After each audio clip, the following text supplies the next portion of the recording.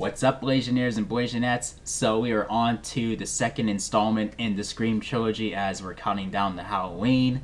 So basically the premise of this movie, Scream 2, is where we follow Sidney Prescott once again, and it's like a year after the events of the first movie, and she's in college now, and so is the other, the other remaining survivors of the first movie. And we also is like, basically from the marketing, it's like we're now being stalked by a killer who supposedly loves sequels. At least that's from the marketing. But when you actually see the movie, the killer doesn't really care about doesn't really love horror movies as much as the killer in the first movie. But still, I mean, it's still a hot topic, where they talk about how they dare. I mean, they're bold enough to go to that direction, where you have characters talk about, oh, sequels weren't as good, the first movie is destroyed by a sequel or sequels and so on and so forth. I mean, you have that. And then there is also that rare moment where a sequel will surpass its predecessor.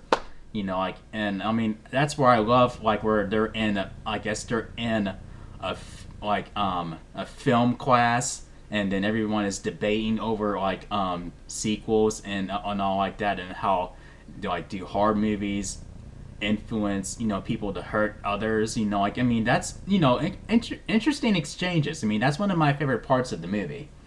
And also and then once again, the killer could be any one of them. I mean, except except for Sydney. I mean, Sydney's the only one. Sydney is never the killer, so we just are following her, and we're just like, okay, who can she trust? Who can she not trust? Can she trust those who survived the first time or not? It plays around with that, and I have to confess, I saw this movie first before I saw the first one.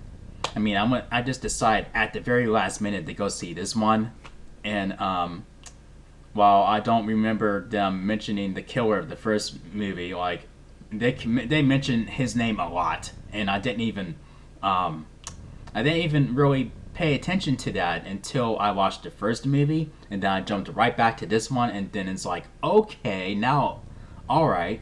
So it felt like as if I was watching this movie for the very first time when I jumped back to it, and also, and I gotta say, just like the first one, it came out, this came out right in December, and I'm like, why the fuck did they do that?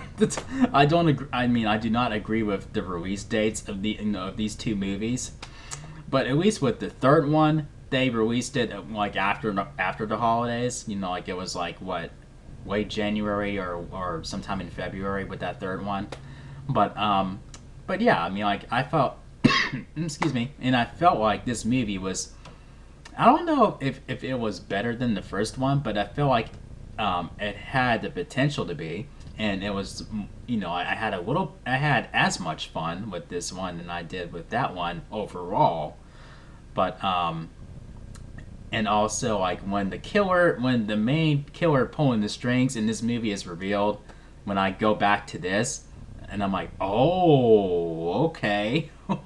When I first watched it, I was like, oh, okay. I didn't think that character was the killer.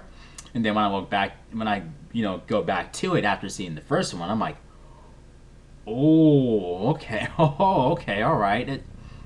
Now it makes sense. Now it all makes sense to me.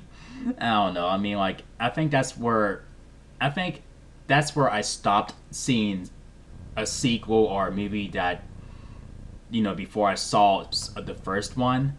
So from there on, I'm just gonna jump right to the first movie before I even touch a sequel. So I don't know. And then the first movie did end with left a clear opening for a sequel, and that's where we bring in Cotton Weary, who was wrongfully accused in the first movie. And it's like, okay, now that Sydney knows that he did not kill her mother, so where does that leave him? And then that's where he plays a bigger role into this movie, and while you may think, okay, I mean, he does have the potential to go after Sydney after being wrongfully accused, but I mean, audiences would expect what that would be too obvious. But I don't know. I mean, it could go one way or the other. So I liked how the movie does play around with that a little bit. So I'm like, okay, is he the killer or is he not? But yeah, I did have a lot of fun with this movie, and not a lot of good movies came out in this year. Like when at that time in 1997, and there were a lot of guilty pleasures in mine, but this is one of the very few movies of '97 that I did really enjoy, and it was just a fun ride. So yeah, with that all being said, I gotta give this movie. Yeah, sure, why not? I'll give it 4 chair spins out of 5. So here we go. 1, 2, 3, 4 epic chair spins.